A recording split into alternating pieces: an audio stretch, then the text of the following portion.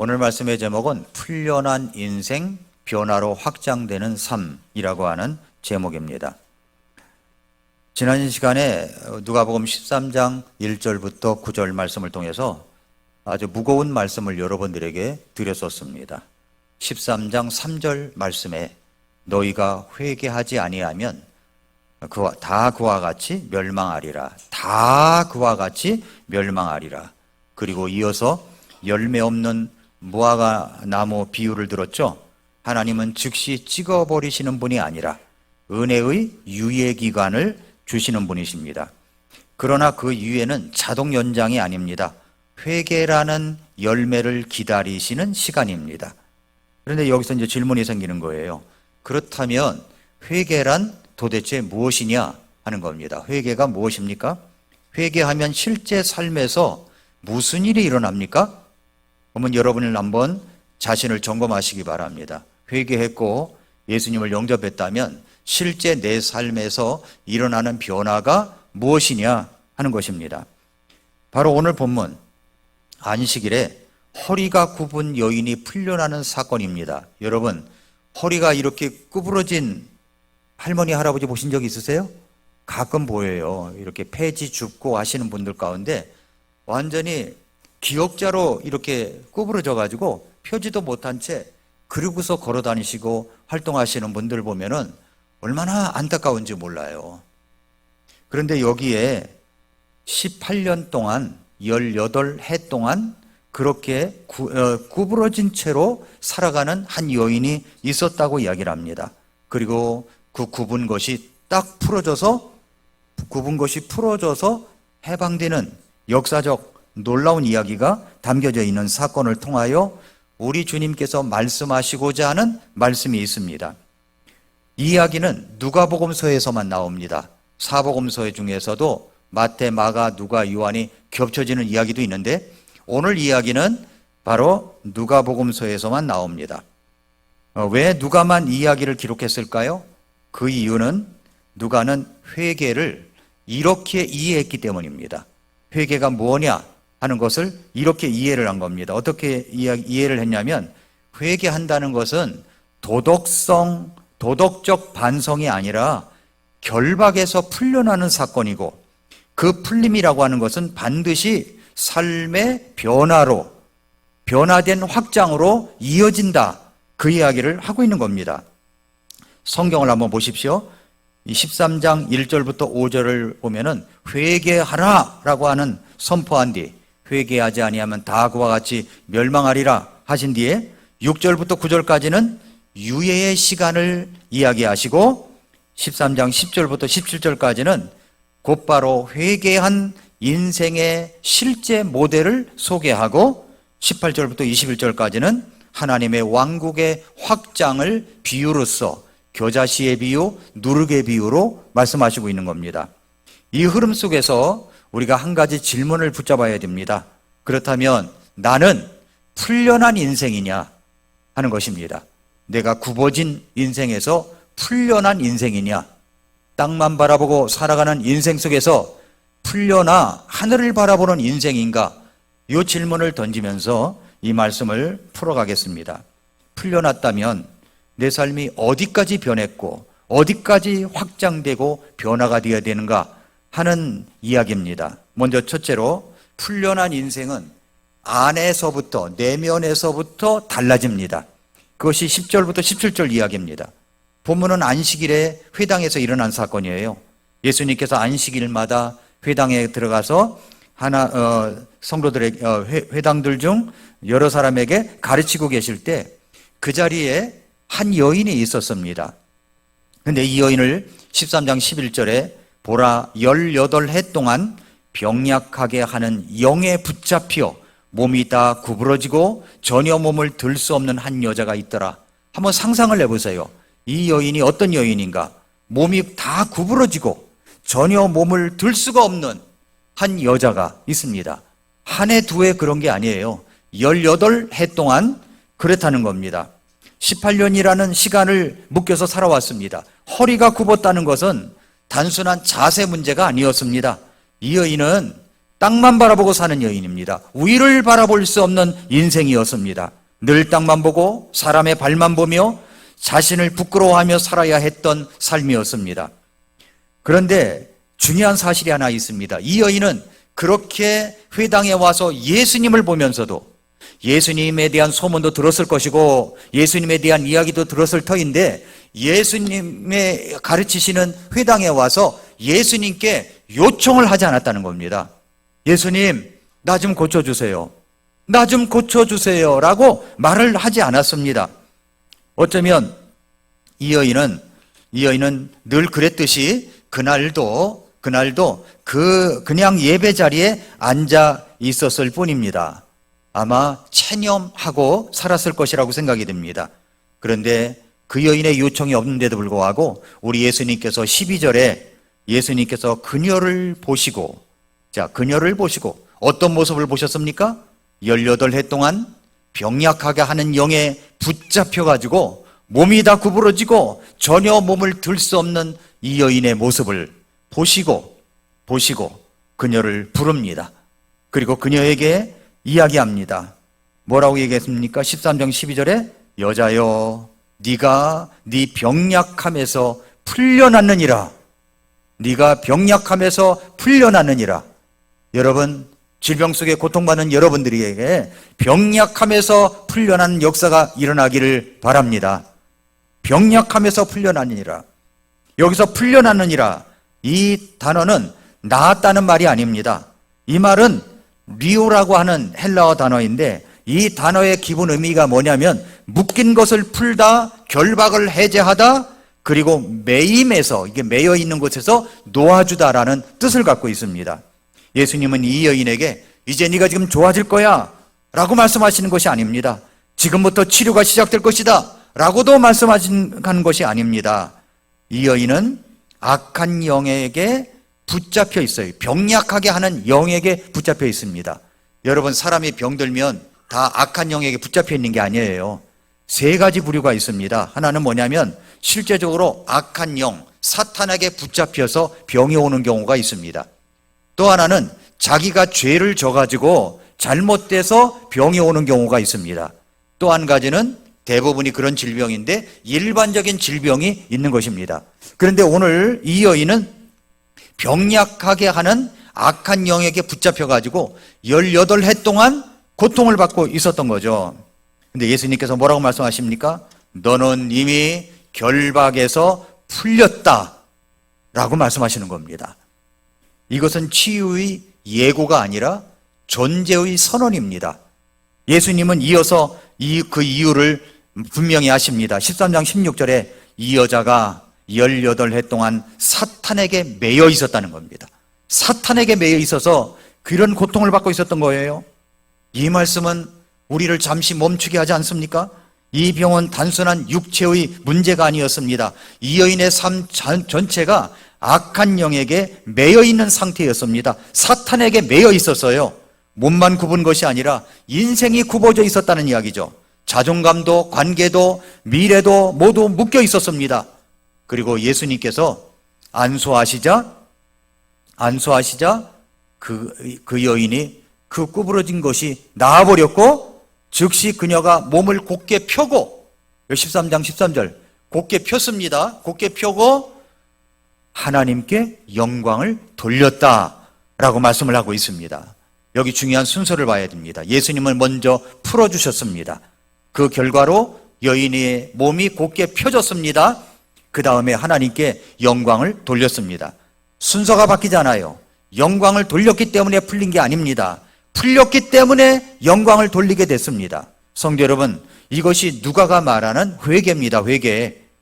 앞단락에서 예수님은 이렇게 말씀하셨죠.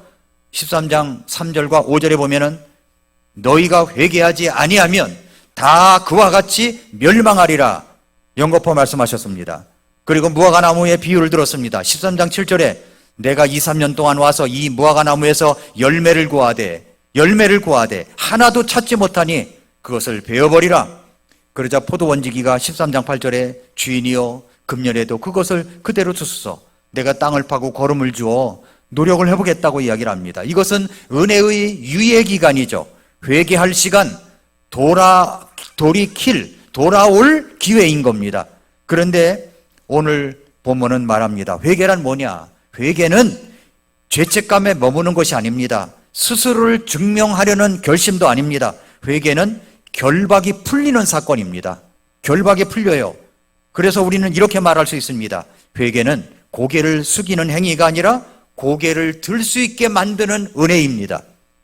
회개는 내가 바뀌겠다고 선언하는 것이 아니라 하나님께서 나를 풀어주신 사건입니다.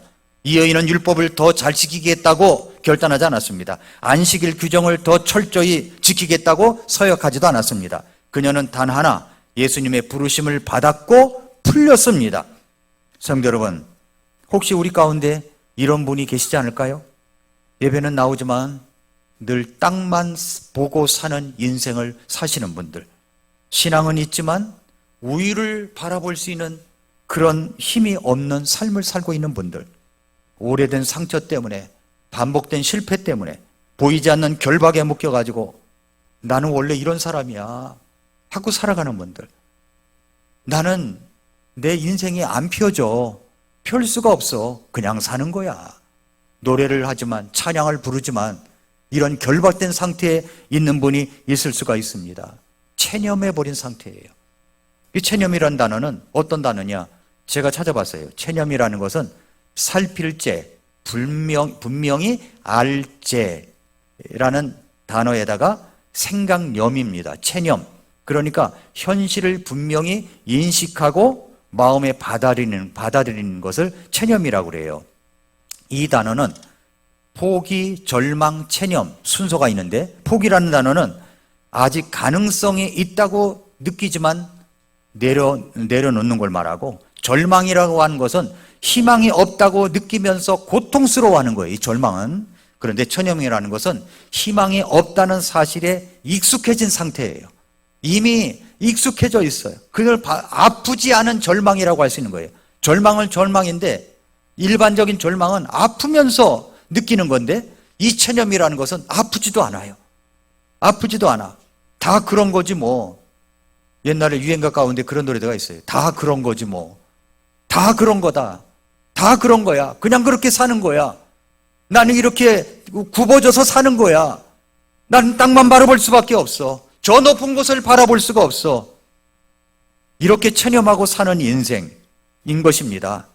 그런데 예수님께서 그런 사람에게 말씀하십니다. 네가 네 병약함에서 풀려났느니라. 병약함에서 풀려났느니라. 회개는 요구가 아니라 선물입니다. 그리고 그 선물은 인생의 방향을 바꾸는 해방입니다. 풀려난 인생은 겉으로부터 달라지지 않아요. 안에서부터 달라집니다. 안에서부터. 바깥을 바꾸려고 노력을 하는 게 아니에요. 이미 예수님 믿고 구원을 받았다면, 회개를 했다면 이 안에서부터 변화가 일어나는 겁니다. 이 내면의 변화는 멈추지 않고 다음 단계로 흘러가게 되어 있습니다. 여러분이 만약에 나는 믿었는데 뭔가 변화가 없다, 그러면 진짜 회개했는가를 점검해야 됩니다. 진짜 회개하고 마음에 변화가 있다면 이게 그 속에서부터 겉으로 흘러나오게 되어 있어요. 그래서 믿으면 구원을 받지만 야고보서에서는 행함이 없으면 그 믿음은 가짜다라고 말하는 겁니다. 무슨 말입니까? 회개는 안에서부터 변화가 일어난다는 겁니다. 안에서부터 달라져요. 내면의 변화는 이제 멈추지 않고 다음 단계로 흘러가게 되어 있습니다. 그렇다면 여러분은 그런 죄에서 풀려난 적이 분명히 있으십니까? 두 번째로, 풀려난 인생은 메시지가 되고 메신저가 되게 합니다. 이것이 13장 17절 이야기예요. 성도 여러분, 오늘 본문을 읽다 보면 아주 흥미로운 사실 하나를 발견하게 됩니다. 이 여인은 아무 말도 하지 않았어요. 하나님께 영광을 돌렸다, 그 말뿐이에요. 그런데 우리는 보통 이런 장면을 기대하지 않았습니까? 그가 고침을 받고 이렇게 증언했다, 이런 이야기, 또 사람들 앞에서 자신의 이야기를 했다, 이런 걸 기대하는데 이 여인은 말 한마디도 하지 않았다는 겁니다. 그 대신 성경은 이렇게 말합니다. 13장 17절, 그분께서 이것들을 말씀하시매 그분의 모든 대적들은 부끄러워하고 모든 사람들은 그분께서 행하신 모든 영광스러운 일로 인해 기뻐하니라 라고 했습니다. 여인은 말하지 않았지만 모든 사람이 기뻐했습니다. 모든 사람. 여인은 말도 안 했어요. 근데 이 여인을 봤을 때 완전 구부러졌거든요. 땅만 바라봤거든요. 완전 굽어진 채 악한 영에, 병약하는 영에 사로잡혀 있었거든요. 그런데 지금 예수님께서 네가 병약함에서 풀려나느니라 했더니 딱 곱게 됐다는 말입니다. 허리 굽은 인생이 풀려졌다는 말이에요. 이것을 보고 사람들이 하나님께 영광을 올린 겁니다. 모든 사람이 기뻐한 거예요. 야, 너무 잘 됐다. 너무 축하한다고 얘기했겠죠? 사건 자체가 메시지입니다. 그 여인에게 일어난 사건 자체가, 변화가 메시지였기 때문입니다. 18년 동안 묶여있던 사람이 늘 땅만 보며 살던 인생이 이제는 허리를 곧게 펴고 하나님께 영광을 돌리며 서 있습니다. 사람들은 그 여인을 알고 있었습니다. 저 사람은 원래 그랬어. 저 사람은 인생이 저렇게 끝날 줄 알았어. 그런데 지금은 그 여인이 전혀 다른 모습이거든요. 원래 그런 사람으로 취급을 했는데 완전히 바뀌어졌습니다. 설명이 필요 없어요. 변화가 말을 했다는 거죠. 몸의 변화가 그렇게 말을 했다는 겁니다. 성도 여러분, 이것은 누가가 보여주는 아주 중요한 진리가 여기 있는 겁니다. 풀려난 인생 자체는 메시지가 된다는 겁니다. 메시지가 돼요. 그리고 메시지가 된 인생은 자연스럽게 메신저가 됩니다. 그래서 누가는 전도 훈련 이야기를 하지 않아요. 전도 전략을 말하지도 않습니다. 대신에 변화된 인생 하나를 보여줍니다. 요즘 우리는 자주 이렇게 말하죠. 전도가 어렵다는 거예요. 전도 쉽습니까? 어렵습니까? 어려워요. 결정적인 D-Day 날 다 핑계대고 안 와. 그 얼마나 어려운지는 몰라요. 사람들이 신앙 이야기를 들으려고 하잖아요. 말해도 소용이 없어요. 유튜브에서도 자극적인 그런 어떤 설교는 듣는데 평범한 인격이 변하는 설교는 잘 듣질 않아요. 맞습니다. 이 시대는 정말 말이 너무 많은 시대입니다. 그래서 말은 힘을 잃었습니다. 그런데 누가는 이렇게 말하는 것 같습니다. 그래서 나는 말을 적게 기록했다. 이 여인이 말을 하지 않았잖아요. 적게 기록했다. 대신에 변화를 기록했다 라고 하는 겁니다. 이 여인은 전도를 해야 할 의무로 배운 적이 없습니다. 그러나 전도가 삶이 되어버렸습니다. 변화된 모습을 보여주니까, 구부러진 인생이었는데 펴진 인생을 보여주니까 사람들이 어떻게 된 일이냐고 찾아와서 이야기했겠죠. 너희 가운데 소망에 관한 이유를 묻는 자들에게 대답할 것을 항상 예비하라고 그랬죠. 내 인생 자체가 변화된 모습이에요. 전에는 완전히 쓰러지고 땅만 보고 살았는데 이제는 하늘을 보고 당당하게 살아갑니다. 네 인생이 그렇게 변할 수 있었던 이유가 무엇이냐고 물었을 때 말할 수 있는 거죠. 비밀이 하나 있습니다. 우리 교회 와보면 합니다. 네. 또 들려드릴까요? 내 변화된 이야기를 하는 겁니다. 그 이야기를 하는 거죠. 이 지점에서 제가 아주 놀랍게 읽었던 책 가운데 메신저라고 하는 책을 좀 소개하려고 합니다. 이것이 이제 메신저라는 책이 품절이 돼가지고 중고서적만 있었을 때 이 중고서적 하나가 몇십만 원 했었어요. 몇십만 원. 근데 이것을 어떤 분이 자기가 어디서 구했다고 저한테 그것을 선물로 준 적이 있습니다. 그래서 얼마나 정독을 했는지 몰라요. 왜냐하면 이게 몇십만 원짜리잖아요. 책 한 권이.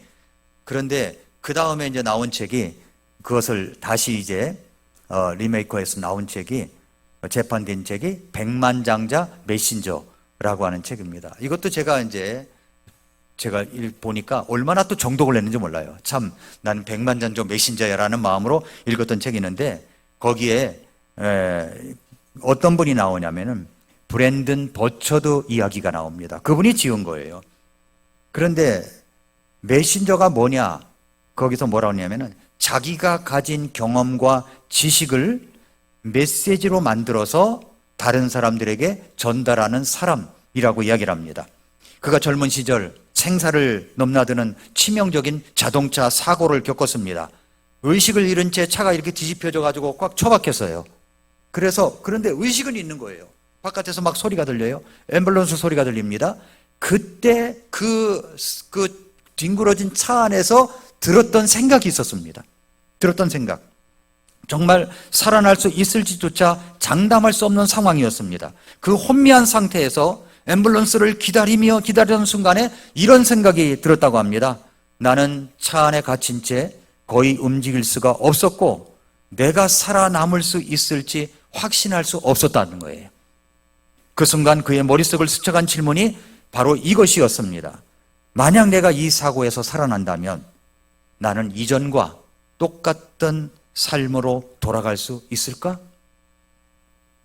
그리고 그는 깨달았다고 합니다. 살아남고도 이전과 같은 삶을 산다면, 살아났는데도 불구하고 이전과 같은 삶을 산다면 그것이야말로 더 큰 비극이다 라고 생각을 한 겁니다. 그래서 그는 말합니다. 자기에게 일어난 이 경험을 다른 사람들에게 나누지 않는다면 그 경험은 완성되지 않는 건다고 생각했습니다. 브랜든 버처드는 젊은 시절 이 치명적인 교통사고를 겪은 후에 그 순간 앰뷸런스를 기다리며 던졌던 질문을 삶의 기준으로 삼았습니다. 이 경험을 나누지 않는다면 내가 다시 살아난 의미는 전혀 없다. 내가 자동차 사고에서 살아난 이 경험을 다른 사람과 나누지 않는다면 나는 전혀 의미를 잃게 될 것이다. 이 나누고 싶은 생각이 드는 거예요. 내가 말이죠, 자동차 사고 나서 이렇게 쓰러져 가지고서 거의 죽어가고 있는데 이런 생각이 들었어. 내가 다시 살아난다면 결코 이전과 똑같은 삶을 살지 않을 거야. 이렇게 생각을 했다고 하는 이야기를 이제 전달해주고 싶은 마음이 있었습니다. 그래서 그는 자신의 경험, 삶의 전환, 그리고 배운 통찰을 메시지로 정리하여 나누는 삶, 메신저의 길을 선택했습니다. 그는 전 세계 수십 개국에서 강연 수백만 명 이상이 그의 강의, 오프라인 강의, 또 프로그램, 콘텐츠를 통해서 메시지를 접하고 있고 기업, 대학, 개인 리더십 컨퍼런스 등 다양한 현장에서 강의를 합니다. 개인 경험을 토대로 한 이 고성과, 목적, 의미, 중심 메시지를 전달하고 있습니다. 그는 자신의 경험을 정리해서 여러 권의 책을 펴고 그 책들은 전 세계 수많은 사람들에게 영향을 미쳤습니다. 사람을 움직이는 것은 정보가 아니라 이 살아난 경험에서 나온 메시지다.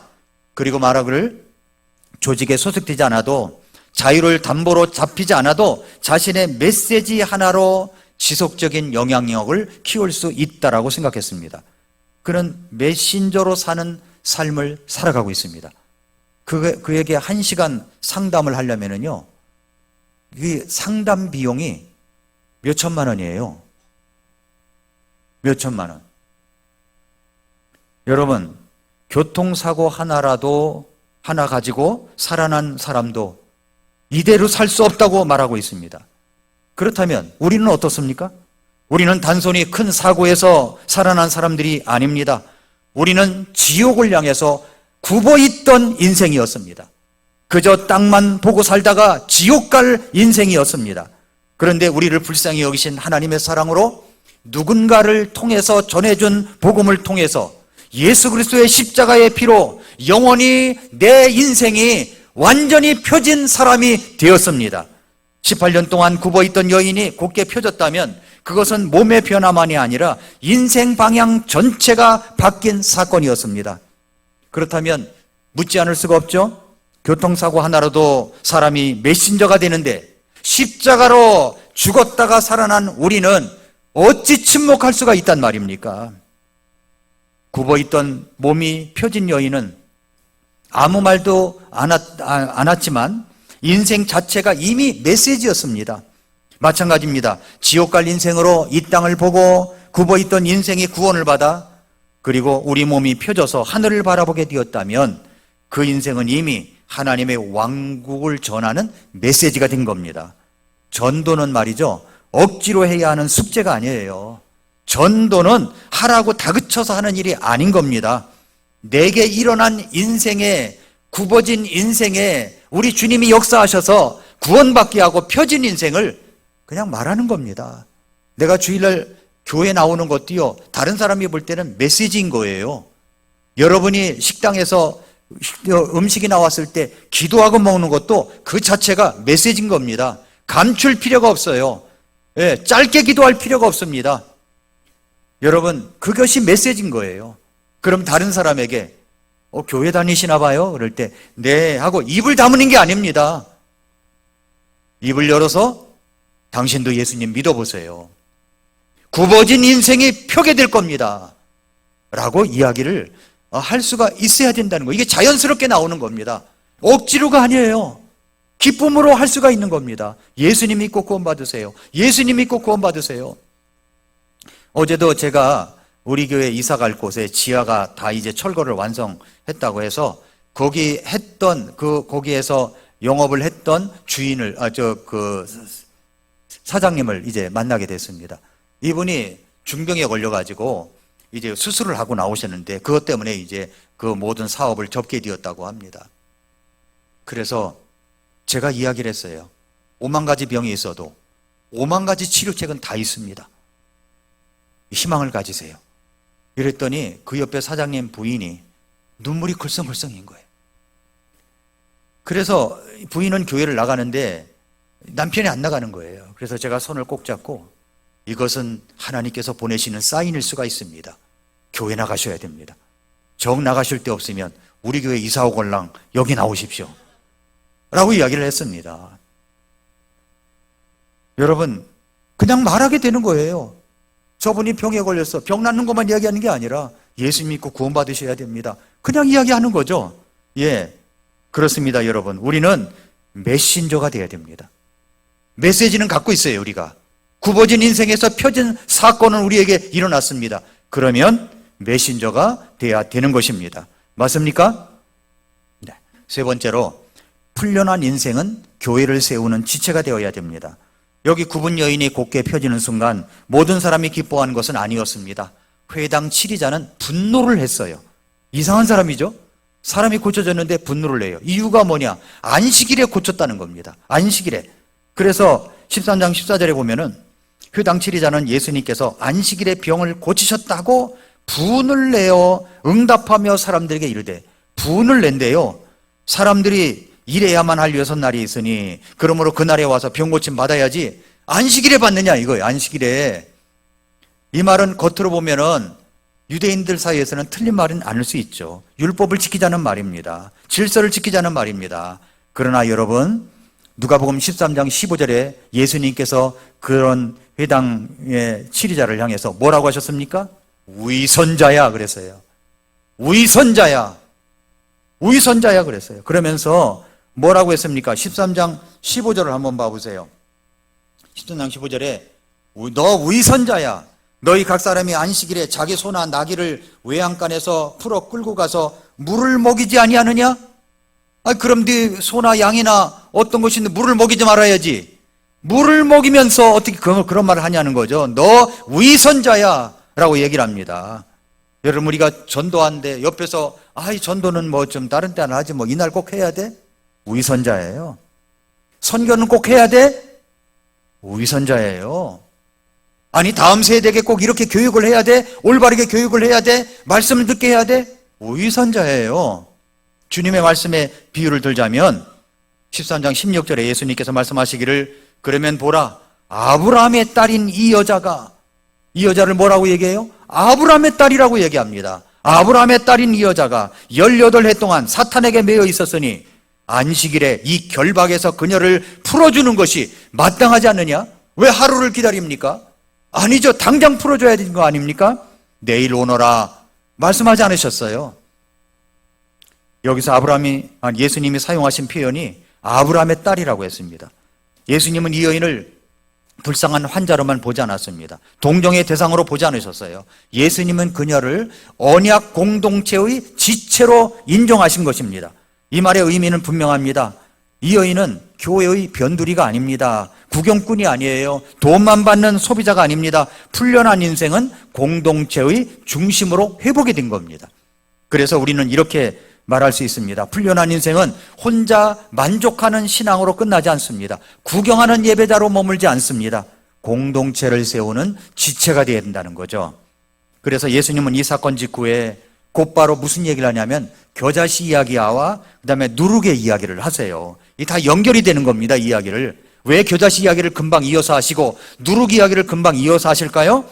겨자씨 한 알, 마치 한 사람이 가져다가 자기 정원에 뿌린 겨자씨 한 알과 같다. 20절, 21절 마치 어떤 여자가 굵은 가루 소말 속에 숨겨놓어 마침내 전보를 뜨게 한 누룩과 같다.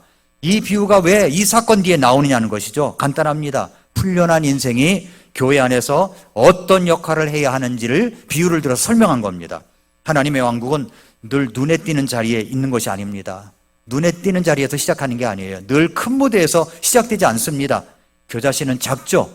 누룩은 보이지도 않아요. 숨겨져 있어요. 그러나 그 작은 것, 그 보이지 않는 것이 결국 전체를 변화시킵니다.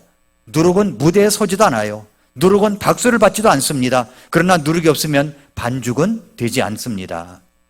그렇습니다, 여러분. 교회를 세우는 일도 마찬가지라는 겁니다. 저는 이제 영상 속에서 제가 한번 우리 교회 영상에 어제 저녁에 올려놨지만, 이제 우리가 이제 이사를 가게 되면은 지금과 같이 목장별로 돌아가면서 식사를 하지 않기로 했습니다. 식사 당번을. 어떤 분은 정말 수고를 많이 했는데, 이런 분들 정말 수고를 많이 했어요. 너무 감사하다고 생각합니다. 왜냐하면 직장에서 일을 하랴, 와서 식사 준비하랴, 이거 참 보통 일은 아니라고 생각이 들어요.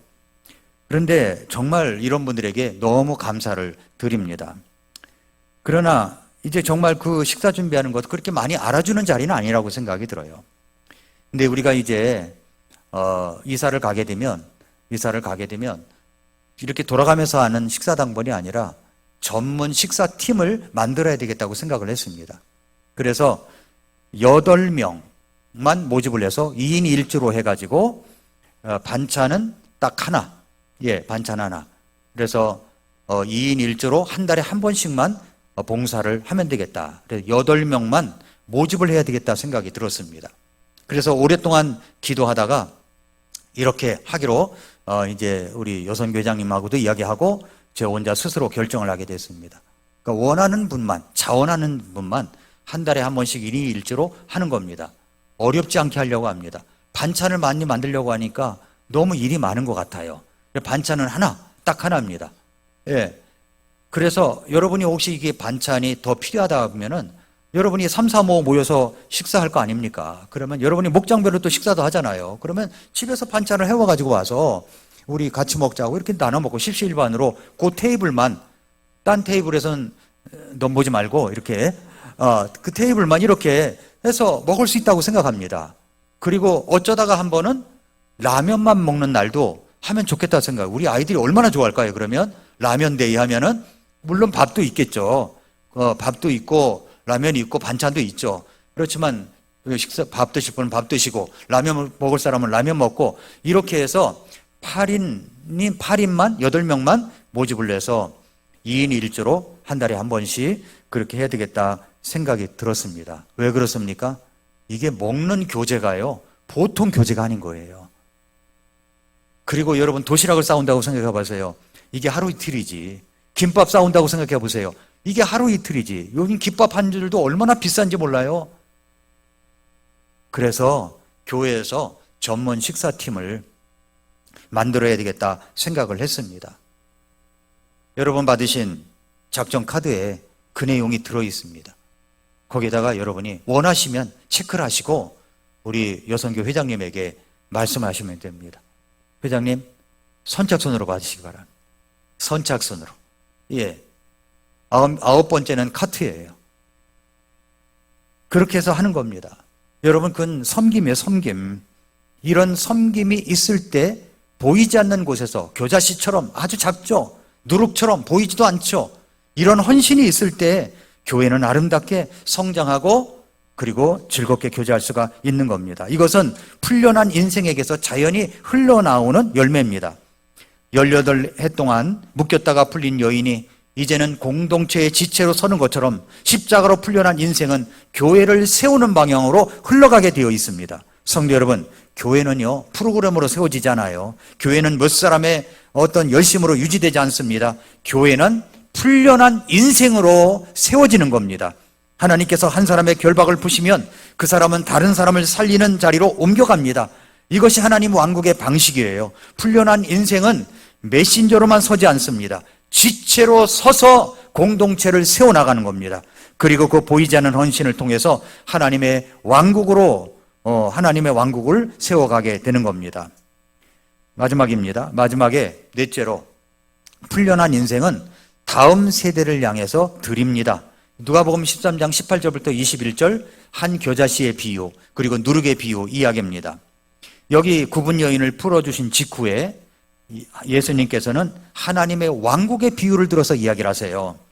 그러면서 13장 19절에 그것은 마치 어떤 사람이 가져다가 자기 정원에 뿌린 겨자씨 한 알과 같으니라. 그것이 자라서 큰 나무가 되매 공중의 날짐승들이 그것의 가지들에 깃들였느니라. 여러분, 여기서 이제 겨자 나무라고 그랬잖아요. 큰 나무가 되매. 그래서 우리는 이 나무를 무슨 올리브 나무나 뭐 미류 나무나 이런 참나무나 이런 나무로 생각을 하거든요. 제가 이스라엘을 갔습니다. 그런데 겨자 나무를 봤어요. 뭐와 같이 생겼냐면은 유채꽃 비슷하게 생겼습니다. 겨자 나무라고 한 것이 유채꽃, 큰 유채꽃, 그 키만 큰 유채꽃 가끔가다 있잖아요. 그런 유채꽃처럼 생겼어요. 그런데 이게 덴드론이라고 하는 단어인데 나무 개념이 아닌 겁니다. 예수님이 말씀하신 것은 나무 개념이 아니라 기능적 표현입니다. 그러니까 그런 것이 또 가지가 튼튼하기 때문에 새들도 거기 앉습니다. 새들도 앉고요, 쉴 수 있고 그런 곳이 된다고 하는 이유로 예수님께서 말씀하신 겁니다. 그래서 예수님은 겨자씨 비유를 드신 거죠. 그 다음에 이제 21절에 보면은 굵은 가루 서말 속에 숨겨 누워 마침내 전보를 뜨게 한 누룩과 같다, 이런 말씀을 하셨습니다. 예수님이 보여주시는 하나님의 왕국은 지금만을 위한 왕국이 아니라는 것입니다. 이것은 겨자씨는 당장 그늘을 주지 않아요. 겨자씨는 이게 자라가야 이제 깃들일 수 있는, 새들도 와서 앉아서 깃들일 수 있는 공간이 되는 거죠. 시간이 지나면 새들이 깃들 나무가 됩니다. 누룩도 눈에 띄지 않습니다. 그러나 결국 반죽 전체를 변화시킵니다. 굵은 가루 서말이 어느 정도냐 찾아보니까 16에서 18kg쯤 됩니다. 그러니까 이것은 큰 잔치를 벌였을 때 한 100명에서 150명이 먹을 수 있는 분량이라는 거예요. 거기에 주먹 크기도 안 되는 누룩이 들어갑니다. 그것은 미래를 품는 확장을 이야기해요. 하나님의 왕국은 내가 지금 편해지는 것으로 끝나지 않습니다. 다음 세대가 깃들 공간을 준비하는 왕국이라고 말씀하고 있는 겁니다. 그래서 건물이 하나님의 왕국은 아닙니다. 그러나 하나님의 왕국은 머물 공간을 필요로 합니다. 지금 우리가 드리는 물질은 소유를 늘리기 위함이 아니에요. 다음 세대가 쉴 그늘을 만드는 씨앗입니다. 그러니까 우리가 하나님 앞에 드리는 물질, 작은 씨앗과 같고 그리고 누룩과 같은 것이라고 할지라도 이것이 다음 세대가 쉼을 갖고 깃들 수 있는 장소가 될 수 있다는 거죠. 이 지점에서 성경은 이미 오래전에 아주 중요한 경제 원리를 보여준 적이 있습니다. 성경 일독을 하다가 창세기 47장을 여러분이 읽었을 겁니다. 요셉이 통치하던 흉년의 이야기가 나옵니다. 창세기 47장에서 백성들이 이제 흉년이 계속되다 보니까 먹을 식량이 계속 떨어집니다. 그래서 살기 위해서 점점 더 깊은 것을 내놓게 되죠. 처음에는 돈을 내놓고 이제 식량을 사다가 그 다음엔 가축을 갖다 바치고 식량을 삽니다. 그 다음에는 뭐냐면 땅밖에 남은 게 없는 거예요. 땅과 자기 몸밖에 없는 겁니다. 그래서 땅을 팔고 파라오에게 파는 거죠. 팔고 그 다음에 식량을 받습니다.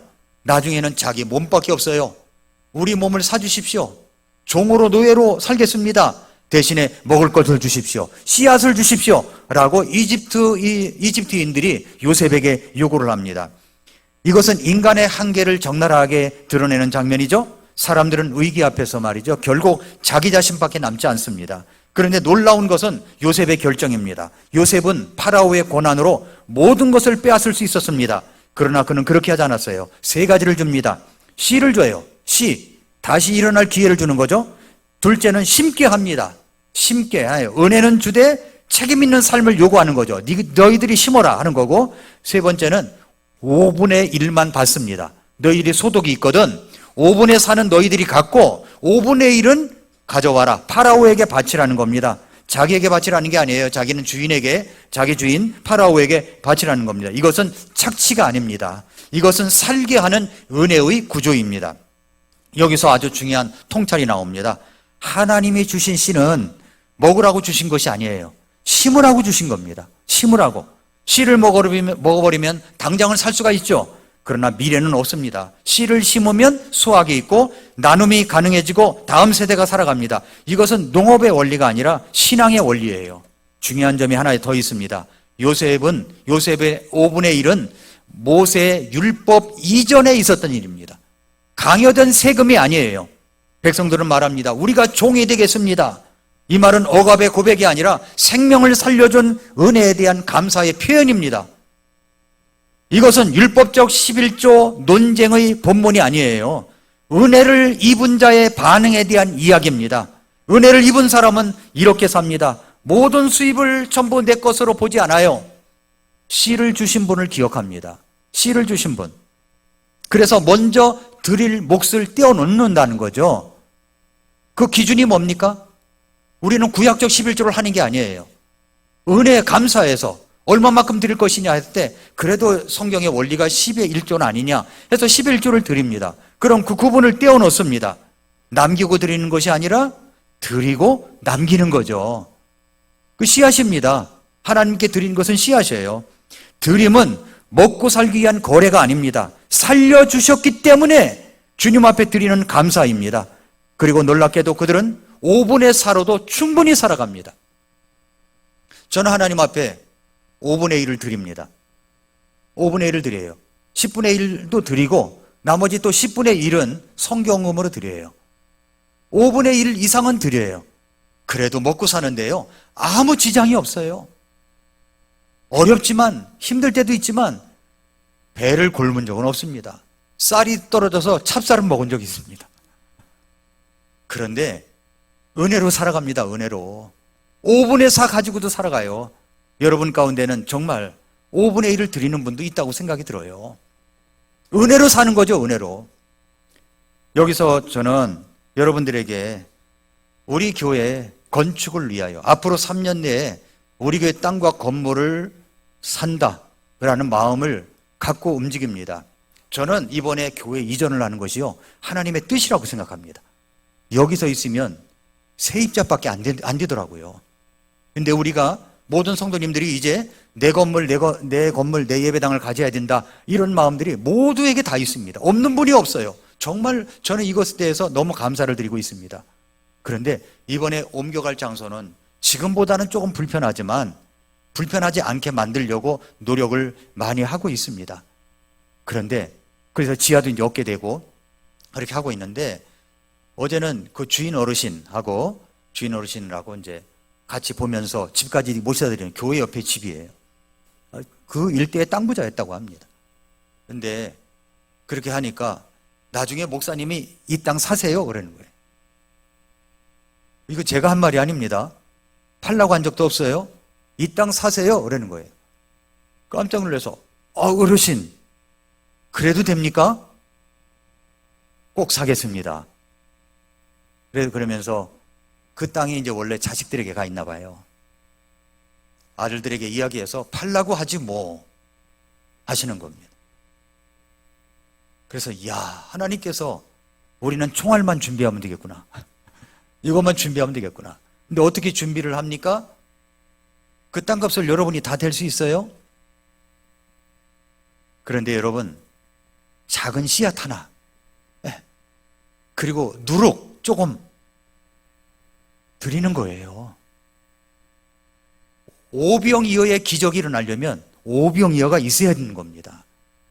오병이어를 드리는 마음으로 여러분이 정직하게 번 것 중에서 떼어서 주님 앞에 드리고 그 이상도 드리고 요셉이 그 은혜를 베푸는 것처럼 5분의 1까지도 그 가운데서 총합 5분의 1을 드린다라는 마음으로 여러분이 정해서 결심을 하신다면 매달 그렇게 결심하시고 여러분이 또 한꺼번에 하실 분도 계시겠지만 그렇게 해서 주님 앞에 드린다면 그것이 쌓여서 결정적인 날에 놀라운 일들이 일어날 것이라고 저는 믿습니다. 믿으십니까? 한 번 더요. 믿으십니까? 우린 믿습니다. 저는 그렇게 확실히 믿어요. 그런데 내가 드리는 건 뭡니까? 겨자씨 하나예요. 겨자씨 하나. 작은 누룩 하나예요. 이것이 쌓이는 겁니다. 나 좀 더 부자가 되거든 드리겠다. 그런 사람은 저는 믿지 않아요. 없을 때, 힘들 때 조금씩이라도 하는 분들, 이것이 나도 변화시키고 드림의 역사도 일어나게 되는 겁니다. 요셉이 통치할 때 그 5분의 4를 가지고도 충분히 살아갔습니다. 그리고 감사히 살아갔어요. 씨를 주죠, 심었죠, 그리고 5분의 1은 드려라 하는 거죠. 그래야 책임의식을 갖고 일을 하니까 그런 겁니다. 우리가 그동안의 필요를 아시는 분들이 지금까지 조금씩이라도 하셨습니다. 아니, 어떤 분은 우리 교회 이런 형편을 알고 소식을 알고 외부에서도 매달 100만 원씩 보내주시는 분이 계세요. 얼마나 감사한지 모릅니다. 예, 지방의 어떤 분도 저희 교회를 위해서 이렇게 예배당 짓기 위해서 옮긴다고 하니까 그리고 헌금하신 분도 계세요. 전혀 저 얼굴 한 번도 본 적이 없어요. 그런데도 그런 일이 벌어집니다. 이제는 우리가 모두 힘을 합할 때입니다. 합할 때예요. 여러분의 재정을 우리 주님이 아십니다. 이집트 백성들은 씨앗을 심고 거두어들인 곡식 가운데 5분의 1을 나라에 드렸습니다. 그리고 5분의 4를 가지고도 덕분히 살아갈 수 있었습니다. 우리는 다음 세대를 위하여 오병이어라도 준비해 놓아야 하나님은 오병이어의 기적을 일어나게 할 수가 있습니다. 그러니 여러분 매달 작정금을 해 주시기를 부탁드립니다. 고린도후서 9장 67절에서 다만 내가 바라는 바는 이것이니 곧 인색하게 뿌리는 자는 인색하게 거두고 풍성하게 뿌리는 자는 풍성하게 거두리라는 것이라. 저마다 자기 마음속에 정한 대로 낼 것이요 마지못해 하거나 억지로 하지 말지니 하나님은 즐거이 내는 자를 사랑하시느니라. 억지로는 하지 마세요. 그러나 마음에 그런 참 열정이 생길 때 하시기 바랍니다. 하나님이 주신 씨를 먹지 않고 심는 사람, 그런 분들이 은혜를 아는 사람들입니다. 사랑하는 성도 여러분, 이제 결론을 맺겠습니다. 여러분이 작전 카드를 한번 봐보세요. 작전 카드를 한번 꺼내보시면 첫 번째, 우리가 함께 준비할 3가지 기둥이 있습니다. 메신저로 살기, 식사 봉사팀 세우기, 물질의 드림입니다. 이것이 우리 교회에 필요해요. 자, 모든 성도는 메신저입니다. 올해 몇 명에게 복음을 전하시겠습니까? 몇 명에게 여러분에게 마음속에 일어난 구원의 놀라운 사건을 말해주고 인도하겠습니까? 몇 명 하시겠어요? 옆에 써보세요. 예, 지금 써보세요. 펜이 없으신 분들은 입으로 몇 명 한번 읊어주시기 바랍니다. 예, 중요한 것은 숫자가 아니라 메신저로 살겠다는 결단입니다. 두 번째, 식사를 책임질 전문 식사 봉사팀. 내가 한번 해보겠다. 그런 마음이 조금이라도 드시면 오케이 해야 되는 겁니다. 왜냐하면 그 마음은 성령님께서 주시는 마음일 수가 있습니다. 해보겠다 하는 거. 그 다음에 마지막 3번째, 다음 세대를 위한 물질의 드림입니다. 작정원금 매달 얼마. 기록하셨습니까? 네, 이걸 내라고 하지 않겠습니다. 이건 받지 않아요. 여러분 성경 속에다가 끼워놓고 기도하시기 바랍니다. 그리고 여러분이 하나님 앞에 이런 작정된 기도를 드리시기 바랍니다. 하나님께서 여러분을 통해서 놀라운 역사를 일으켜 주실 줄 믿습니다. 기도하겠습니다. 이 시간에 우리 함께 기도할까요? 하나님, 제가 메신저로 살겠습니다. 도와주시옵소서. 우리 전문 식사 봉사팀에 헌신하는 분들도 계시지만은 내가 교회 곳곳에서 섬기는 사람이 되겠습니다. 찾아서 섬기겠습니다. 그렇게 결단하시고 주님, 내가 다음 세대를 위해서 하나님 앞에 이만큼 드리겠습니다 라는 기도를, 결정의 기도를, 결단의 기도를 우리 하나님 앞에 드리도록 하겠습니다. 같이 기도하겠습니다.